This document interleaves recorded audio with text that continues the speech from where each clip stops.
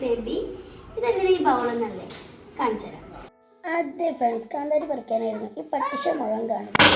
ഇങ്ങനെ കുറച്ച് നെല്ലിക്ക കളയണ്ടല്ലോ, ഉപ്പിലിട്ട് വെക്കാം. നെല്ലിക്ക ഉപ്പിലിട്ട് വെക്കണമെങ്കിൽ അതിനൊരിച്ചിരി കളർഫുള്ളൊക്കെ വേണ്ടേ. അപ്പോൾ കാന്താരി പറിക്കാൻ പോയതാടോ. കാന്താരി പറിക്കാൻ പോയ സീനാണ് നിങ്ങൾ കണ്ടത്. അപ്പോൾ നമ്മുടെ നെല്ലിക്ക നന്നായിട്ട് കഴുകിയെടുത്ത് നല്ല വൃത്തിയുള്ള കോട്ടൻ്റെ തുണിയിൽ അത് തുടച്ചെടുത്ത് അതിൽ വെള്ളം മുഴുവൻ കളയുക. അതിനുശേഷം നമ്മൾ പറിച്ചെടുത്ത കാന്താരി നന്നായിട്ട് കഴുകുക. കൈ നേറിയ എന്നെ കുറ്റം പറയരുത്, എൻ്റെ നന്നായിട്ട് നീറുന്നുണ്ട്, അനുഭവം ഗുരു. അതിനുശേഷം ആ കാന്താരി നന്നായിട്ട് നല്ല വൃത്തിയുള്ള തുണിയിൽ തുടച്ചെടുക്കുക. വെള്ളം ഒട്ടും പാടില്ല. പിന്നെ ചറപറ നെല്ലിക്ക ഇടുക, കാന്താരി ഇടുക, നെല്ലിക്ക ഇടുക, കാന്താരി ഇടുക. പോയി ഉപ്പിടാൻ മറന്നുപോയി. വീണ്ടും നെല്ലിക്ക ഇടുക, കാന്താരി ഇടുക, ഉപ്പിടുക, നെല്ലിക്ക ഇടുക, കാന്താരി ഇടുക. വിനീഗർ ഒഴിച്ചു കൊടുക്കുക.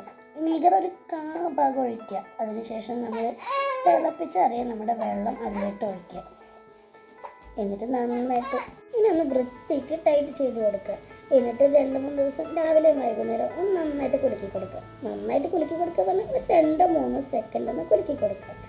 എൻ്റെ ഈ വീഡിയോ നിങ്ങൾക്ക് ഇഷ്ടമായെങ്കിൽ ഒന്ന് സബ്സ്ക്രൈബ് ചെയ്യണേ. അതിൻ്റെ കൂടെ ലൈക്കും കമൻറ്റും ഷെയറും ഒന്ന് ചെയ്തു തരണേ.